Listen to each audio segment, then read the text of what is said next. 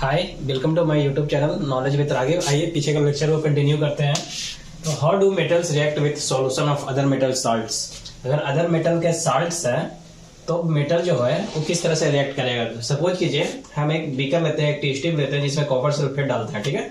Copper sulphate डालें और उसमें हम आयरन नील डाल दिए, और एक ऐसा बीकर ले जिसमें आयरन सल्फेट डालें और कॉपर का वायर डालें, ठीक है। तो अब देखिए क्या ये आप देखिएगा इस रिएक्शन को करके, तो अब इसमें आप क्या पाइएगा कि आयरन जो है कॉपर सल्फेट जिसमें हम कॉपर वायर डाले हैं तो इसमें रिएक्शन होगा, ठीक है। इसमें रिएक्शन होगा और रिएक्शन किस तरह से होगा कि Fe जो आयरन है, ठीक है, वो कॉपर सल्फेट में इसमें होगा रिएक्शन। मतलब कॉपर सल्फेट में अगर हम डालते हैं तो क्या करता है, कॉपर को हटा देता है। डिस्प्लेसमेंट रिएक्शन देखे तो क्या आता है, यही तो था। तो आयरन सल्फेट अपने आप में बन गया, ठीक है, और कॉपर को हटा के यहाँ कर दिया। तो इसका मतलब क्या है, ये क्यों हो पा रहा है, क्योंकि आयरन ज्यादा रिएक्टिव है, इसलिए कॉपर को हटा के खुद आ जा रहा है वहां पे, ठीक है। तो ये ज्यादा रिएक्टिव है तो ये वाला हो पाएगा। लेकिन अगर कॉपर सल्फेट अगर यही आप ये यू करते हैं, यहाँ जो कॉपर वायर में डाला हूं तो कॉपर प्लस यहाँ मैंने क्या डाल दिया, आयरन सल्फेट, तो ये रिएक्शन नहीं होगा, ठीक है। ये रिएक्शन क्या होगा, नहीं होगा। लेकिन ये वाली रिएक्शन होगी क्योंकि ये हाईली रिएक्टिव है, इसको डिस्प्लेस करके खुद कर लेगा। तो अगर ऐसा होता है तो क्या होता है, अगर कॉपर सल्फेट ब्लू कलर का होता है, आयरन सल्फेट ग्रीन कलर का होगा, इसमें इंटू 7H2 होता है, ग्रीन विट्रॉल बोलते हैं, इंटू 5H2 तो क्रिस्टल के फॉर्म में, तो इसको क्या बोलते हैं, ब्लू कलर का। तो ये क्या होगा कि कलर चेंज हो जाएगा एक्चुअली में, समझे। और आयरन पे कॉपर का डिपॉजिट हो जाएगा। ये सब आप रिएक्शन पीछे भी देखे थे, आपको पढ़ाए थे। तो यहाँ पे ये एक्चुअली यहाँ पे मैं ये बता रहा हूँ इसलिए क्योंकि यहाँ पे ये हो क्यों पा रहा है, ये हो इसलिए पा रहा है क्योंकि ये ज्यादा रिएक्टिव है कॉपर के कंपेयर में, इसलिए इसको हटा के और खुद अपना जगह इसके साथ बना दिया, अटैच हो गया और इस तरह से रिएक्शन हो गया, ठीक। तो जैसे मोस्ट रिएक्टिव जो हम लोग देखते हैं, मोस्ट रिएक्टिव से लेस्ट रिएक्टिव की तरफ जो हम लोग मेटल जो था हमारा उसका अरेंजमेंट अगर करते हैं तो सबसे ज्यादा रिएक्टिव आप देखिएगा तो पोटेशियम है, उसके बाद आपका सोडियम है, जो कि आप देख रहे थे पोटेशियम सोडियम आग लग जा रहा था, केरोसिन में इसको हम लोग रख रहे थे स्टोर करके, इवन द कोल्ड वाटर में भी लग रहा था, इवन एयर में लग जा रहा था। कैल्शियम जो है, कैल्शियम और मैग्नीशियम, कैल्शियम कोल्ड वाटर में रिएक्शन हो रहा था, जबकि मैग्नीशियम का हो ही नहीं रहा था, इसलिए ये फिर आ जाएगा ज्यादा रिएक्टिव में। मैग्नीशियम जब हो रहा था, मैग्नीशियम हो गया, फिर एल्युमिनियम, जिंक, आयरन, तो ये ज्यादा आपका रेड, इसका बबल का जो रेड का फॉर्मेशन हो रहा था इसमें ज्यादा हो रहा था, इसलिए विग्रोसली रिएक्शन हो रहा था। तो इसलिए मैग्नीशियम फिर ज्यादा होगा, तब एल्युमिनियम, तब जिंक, तब आयरन, इस तरह से आपका पूरा ये रिएक्शन चल जाएगा, ठीक है। कॉपर वगैरह का देख रहे थे कि कुछ एसिड के साथ तो रिएक्शन ही नहीं कर रहा था, जैसे HCl था, कॉपर रिएक्ट तो कर ही नहीं रहा, तो हाइड्रोजन से ये सब क्या आ जाएगा, नीचे आ जाएगा। अब देखिए यहाँ पे how do metals and non metals जो होता है रिएक्ट करता है। अगर हम एक मेटल्स उठाते हैं और एक नॉन मेटल्स उठाते हैं तो वो रिएक्ट कैसे करता है, उस चीज को देखते हैं। How do metals and non metal react, ठीक है। तो जैसे अगर हम कैसे रिएक्ट करता है उसके बारे में देखते हैं।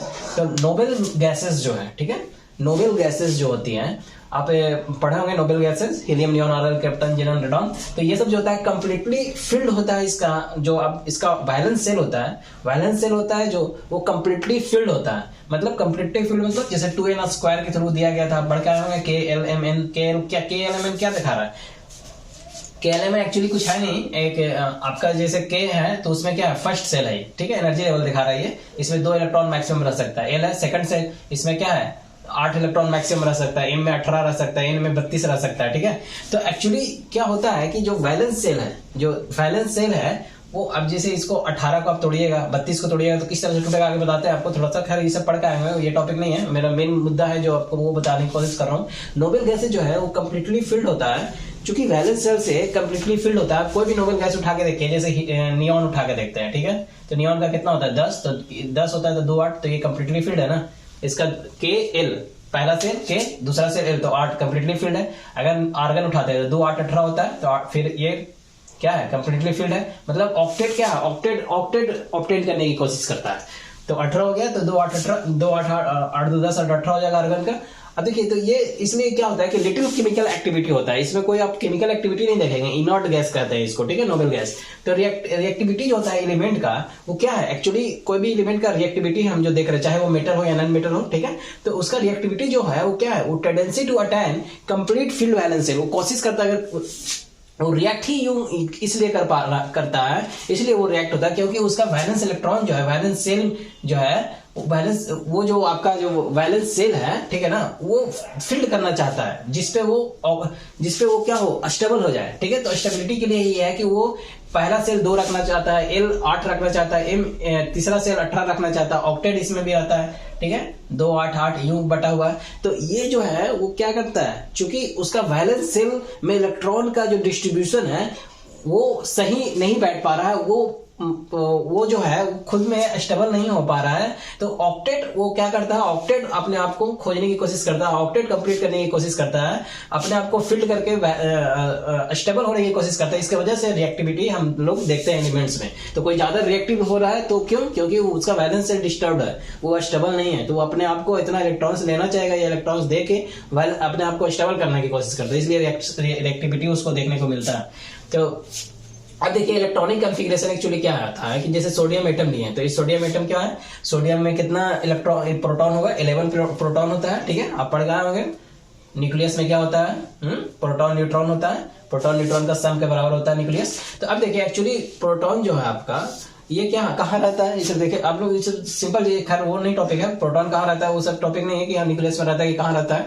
तो बेसिकली मैं ये बताने की कोशिश कर रहा हूँ आपको कि सोडियम एटम है तो इसमें 11 प्रोटॉन है, ठीक।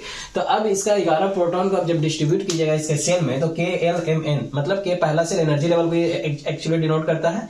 तो इसमें 2 इलेक्ट्रॉन है, इसमें 8 इलेक्ट्रॉन। ये कैसे आता है, तो देखिए एक फॉर्मूला दिया गया है साइंटिस्ट का थ्रू 2n²। अगर आप पहला सेल में डाल रहे हैं कि कितना इलेक्ट्रॉन होगा, तो n का वैल्यू 1 डालिए तो 2 हो जाएगा, l का वैल्यू 2 डालिए, ये दूसरा सेल है तो l का वैल्यू मतलब n का वैल्यू 2 हो गया। अगर 2 डालते हैं तो n का स्क्वायर कीजिएगा, 2 का स्क्वायर कीजिएगा 4 × 2 8 हो गया। m में अगर m में देखना चाहते हैं मतलब m तीसरा सेल है तो 3 वैल्यू डालिएगा, तो 3 का स्क्वायर कितना हो जाएगा 9, और 9 × 2 18 हो जाएगा, ठीक है। उसी तरह से n का 32 हो जाएगा, 4 का स्क्वायर 16 और 16 × 2 32। तो ये पहला सेल, दूसरा सेल, तीसरा, चौथा सेल, ये सेल दिखा रहा है, ठीक है। एक्चुअली समझे, एक्सरे के थ्रू ये KLMN का नाम दे दिया, जैसे प्रिंसिपल पे n 1 2 3 रहता है, उस छोटे उतना एजिमुथल प्रिंसिपल क्वांटम आगे आएगा सब पढ़ने के लिए। ये जो है सोडियम एटम, ये 2 8 और तो इसमें आप जब डिस्ट्रीब्यूट करने की कोशिश किया तो पहला सेल में 2 होगा, जैसे 11 है तो पहला सेल में हमको 2 रखना है तो 2 रख दिए, दूसरा सेल में 8 रखना है तो 8 रख दिए, तो 8 2 10 होगा। अभी एक और जाएगा तो m में कितना जाएगा, एक इसके पास 11 ही है, m में 18 तक जा सकता है, लेकिन 11 ही है तो 8 2 10 एक ही जाएगा ना इसमें। तो ये आउटर मोस्ट सेल इसका हो गया, तीसरा सेल जो है इसका आउटर मोस्ट हो गया।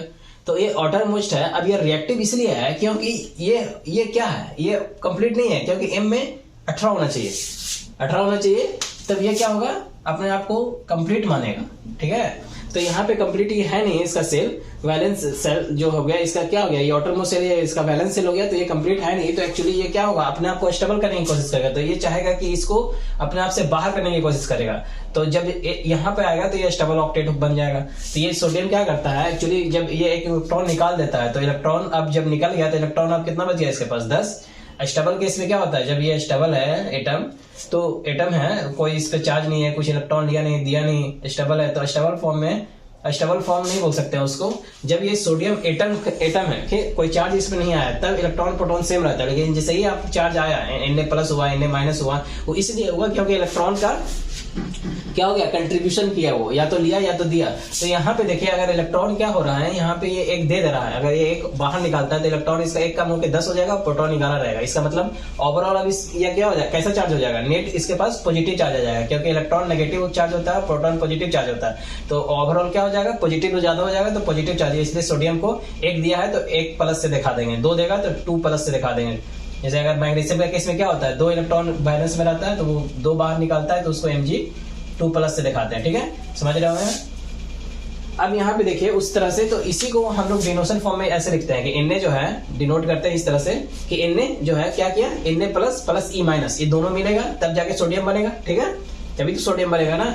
अब इसको आप देखिए इस तरह से आप दिखा सकते हैं, डॉट इलेक्ट्रॉन बैलेंस के हिसाब से, डॉट के हिसाब से इस तरह से इसको दिखा सकते हैं आप कि सोडियम में इसका आउटर मोस्ट में कितना है, 1 इलेक्ट्रॉन है, दिखा दिए। क्लोरीन के आउटर मोस्ट में कितना इलेक्ट्रॉन होगा, 7 इलेक्ट्रॉन होगा, क्योंकि इसका 17 होता है, हाँ, तो 2 8 7। अब यहाँ पे कितना हो गया, पहला में 2 भरेगा, फिर 8 भरेगा, तो हाँ इलेक्ट्रॉन है तो भर सकता है 8, तो 8 2 10 हो गया। अभी और 7 है इसके पास, तो 7 इसमें जाएगा, तो 7 इसमें जाएगा। अब ये ऑक्टेट अपने आप को पाने की कोशिश करेगा, तो 1 ये लेगा, 7 देगा नहीं ना, 7 देना ज्यादा मुश्किल है, 1 लेना बहुत आसान है, तो 7 देगा नहीं, 1 लेगा किसी से। तो सोडियम से अगर लेता है ये, तो क्लोरीन में कितना है, ये ये एक्चुअली हम क्रॉस से जो दिखा रहे हैं ये आउटर मोस्ट वैलेंस शेल का इलेक्ट्रॉन दिखा रहे हैं इसका, तो ये 7 है, तो 2 2 4 2 6 1 7। सोडियम पे कितना आता है वैलेंस शेल में आउटर मोस्ट में 1, तो 1 दिखा दिया और ये 1 इसको दे दिया। तो 1 जब दे दिया तो ये देने के बाद क्या बन गया, ये सोडियम प्लस बन गया और क्लोरीन क्या हो गया माइनस बन गया। ये ले लिया तो बन गया माइनस। जैसे इसमें क्या है प्रोटॉन 17 था, इलेक्ट्रॉन 18 था। हाँ, इलेक्ट्रॉन अभी क्या है, इलेक्ट्रॉन 18 हो जाएगा, एक ले लेगा तो ओवरऑल क्या हो जाएगा नेगेटिव चार्ज, तो इसलिए Cl माइनस से दिखा दिया, यानी Cl एक इलेक्ट्रॉन लिया और Cl माइनस बन गया। ठीक है, तो यहाँ पे अब क्या होता है कि Na प्लस और ये Cl माइनस बन जाएगा, तो ये फॉर्मेशन क्या हो गया, इसी तरह से NaCl का फॉर्मेशन होता है। तो एक्चुअली ट्रांसफर ऑफ इलेक्ट्रॉन हुआ, एक का इलेक्ट्रॉन दूसरे को दिए। ठीक है, इलेक्ट्रॉन का ट्रांसफर हुआ कहाँ, मेटल से नॉन मेटल। मेटल ये है तो मेटल से हम लोग क्या दिए, नॉन मेटल को दिए, ट्रांसफर ऑफ इलेक्ट्रॉन हुआ। तो इससे जो बना एक दोनों के बीच में एक बॉन्ड बनता है जिसको हम लोग आयनिक कंपाउंड बोलते हैं, आयनिक बॉन्ड बनता है, इसी को इलेक्ट्रोवायलेंट कंपाउंड भी बोलते हैं। ठीक है, इलेक्ट्रोवायलेंट बॉन्ड भी बोलते हैं। तो ये इस तरह से आपका बन रहा है। ठीक है, तो अगर मान लीजिए कि आप N2O का एग्जाम्पल उठा के देख सकते हैं, तो 2 सोडियम है आपका, तो दोनों के आउटर मोस्ट में क्या होगा, एक एक होगा इलेक्ट्रॉन।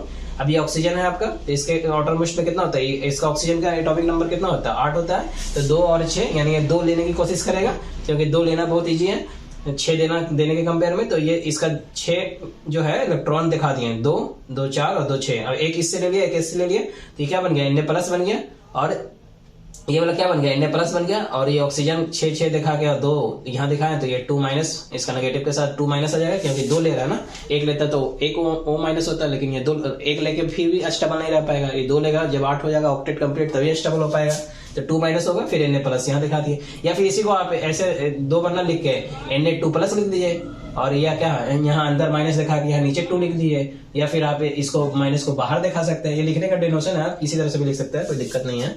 ठीक, अब देखिए properties of ionic compound. Ionic compound का प्रॉपर्टीज क्या होता है, एक्चुअली प्रॉपर्टीज क्या होता है कि ये सॉलिड होता है, जितना भी आयनिक कंपाउंड होता है ना वो सॉलिड होता है। ठीक है, सॉलिड होता है, इसका मतलब इसकी वजह से वो हार्ड होता है। ठीक है, बहुत सारा ब्रिटल भी होता है, ब्रेक इनटू पीसेस, जब आप उसको प्रेशराइज कीजिएगा तो वो पीसेस में बिखर जाएगा। ठीक है, फिर मेल्टिंग पॉइंट, बॉइलिंग पॉइंट इसका बहुत हाई होता है। क्यों हाई होता है, क्योंकि आयनिक कंपाउंड का जो जुड़ा हुआ है एक बॉन्ड उसका पॉजिटिव और नेगेटिव का, वो बहुत फर्मली जुड़ा हुआ रहता है। ठीक है, तो इतना इजीली आपको नहीं टूटेगा वो, तो इसलिए इसका मेल्टिंग पॉइंट और बॉइलिंग पॉइंट आप दीजिएगा तब वो टूटता है। ठीक है, तब वो मोल्टेन स्टेज में आएगा, इसलिए वो हाई होता है। ठीक है, तो आयनिक कंपाउंड का जो बॉन्ड है, क्योंकि आयंस के बीच में बॉन्ड बना हुआ है ना, वो पॉजिटिव और नेगेटिव के बीच में बॉन्ड बना हुआ है, इसलिए इसका मेल्टिंग पॉइंट और बॉइलिंग पॉइंट हाई होता है। सोलूबल होता है, फोर्स ऑफ अट्रैक्शन उसका हाई, फोर्स ऑफ अट्रैक्शन उसका स्ट्रॉन्ग होता है इसके वजह से। ठीक, सोलूबल जो होता है किसके बीच, बिटवीन द आयंस, इस वजह से इसका मेल्टिंग पॉइंट बॉइलिंग पॉइंट क्या होता है, हाई होता है। सोलूबल जो होता है ये एक्चुअली क्या होता है कि सॉलिड जो होता है सोलूबल होता है, ये जितना भी आयनिक कंपाउंड आप देखिएगा एक्चुअली तो ये सोलूबल होता है वाटर में, और इनसॉल्युबल होता है पेट्रोल केरोसिन, जनरली ऐसा ही होता है। ठीक है, हर केस में कुछ एक्सेप्शन भी होता है, केमिस्ट्री ऐसा चीज है जिसमें आपको बहुत एक्सेप्शन मिलेगा, लेकिन मोस्टली ऐसा ही होता है। ठीक है, सोलुबल होगा वाटर में, इनसॉल्युबल पेट्रोल और केरोसिन होता है। कंडक्शन ऑफ इलेक्ट्रिसिटी इसमें होता है, और कंडक्शन ऑफ इलेक्ट्रिसिटी क्या सॉलिड स्टेट में होगा, नहीं मोल्टेन स्टेट में होगा, तभी जब उस क्या होना चाहिए एक्चुअली इलेक्ट्रिसिटी कंडक्ट होने के लिए फ्री आयंस होना चाहिए ना, तो मोल्टेन स्टेट में जब आएगा तभी तो फ्री आयंस होगा, Na प्लस Cl माइनस, तब उसके बाद उसमें आपका कंडक्शन होगा। ठीक है, तो इस तरह से इलेक्ट्रॉनिक कन्फिगरेशन है। एक्चुअली कुछ है नहीं, ये सब SPDF इसमें भी आता है, सबसेल आता है, तो एक्चुअली उसमें भी आप सबसेल में क्या होता है, जैसे SPDF। ठीक, SPDF में 2 होता है, इसमें आपका कितना हो जाएगा, 6 हो जाएगा, इसमें 10 हो जाएगा, इसमें 14 यानी 14 हो जाता है। ठीक है, 14 हो जाता है। अब ये जो आप देखे हैं K है, L है, M है, N है, तो एक्चुअली है कैसे, K में 2 हो जाता है। ठीक है, अब ये जो है इसको मिलाइए, 6 2 8 हो जाएगा L में, M तो उसके बाद कितना हो जाएगा, ये देख रहे हैं, इस सब 4 का डिफरेंस में है। तो ये ऐसा ऑब्जर्वेशन किया गया था, तो ऐसा आया। तो इसके बाद आप देखिएगा तो 2 8 हो गया, उसके बाद आप क्या कीजिएगा, इसमें आप फिर 10 इसको जोड़ दीजिए, तो 8 प्लस 10 18 हो जाएगा। फिर इसमें 18 में आप क्या कीजिएगा, ये F वाला जो 14 है वो जोड़िए, तो इसमें 32 हो जाएगा। ठीक है, इस तरह से आप आगे भी N निकाल सकते हैं। ठीक है, उसके बाद आगे आप निकालिएगा तो कितना हो जाएगा, 50 हो जाएगा, ऑलमोस्ट 50 के आसपास आएगा। M के बाद आप N निकालने जाइएगा तो 50 के आसपास लगभग आएगा। क्यों, क्योंकि आप देखिए एक्चुअली ऐसे देखिए बहुत सा चीज में आपका इलेक्ट्रॉनिक कन्फिगरेशन जब लिखते होंगे ना, क्रोमियम वगैरह का, तो आप लोगों को बहुत कंफ्यूजन होता होगा, जैसे क्रोमियम हो गया या फिर कॉपर वगैरह, जो कुछ कभी लिखते होंगे, तो D में एक्चुअली 10 है। ठीक है, तो ये कभी भी 9 नहीं रह सकता, या कभी भी इसका हाफ जो है, हाफ से कम, तो हाफ इसका 5 होगा, तो 5 से कम 4, नहीं 4 रह सकता है, नहीं 9 रहेगा, या तो ये 5 हो जाएगा या तो ये 10 हो जाएगा, क्योंकि यही इसका स्टेबल है, इसमें ये स्टेबल नहीं रह पाता है। तो कभी भी आप इलेक्ट्रॉनिक कॉन्फ़िगरेशन लिखिए ना, तो देखिए यहाँ पे 9 आ रहा है ना, तो उसका पीछे वाला जो भी है उसको एक इलेक्ट्रॉन कम कर दीजिए और डी वाला में एक इलेक्ट्रॉन ज्यादा कर दीजिए। अगर 9 आ रहा है तो, अगर 4 आ रहा है तो, ठीक है। इसी तरह से एफ का भी उसी तरह से होता है, 13 इलेक्ट्रॉन इसमें नहीं रह सकता और 7 से एक कम 6 नहीं रह सकता। अगर ऐसा कुछ आ रहा है 13 लास्ट में करने के बाद 13 और 6 आ रहा है, तो क्या कीजिए कि पीछे वाला जो है उसका एक इलेक्ट्रॉन कम करके आगे वाला एफ वाला में आप 14 कर दिए, या फिर 6 आ रहा है तो आप 7 कर दिए, ठीक है। उसी तरह से डी में कर दिए। तो ये एक्चुअली बहुत आप लोगों को कंफ्यूज करता होगा, तो ये आप इसमें कर सकते हैं, ठीक है।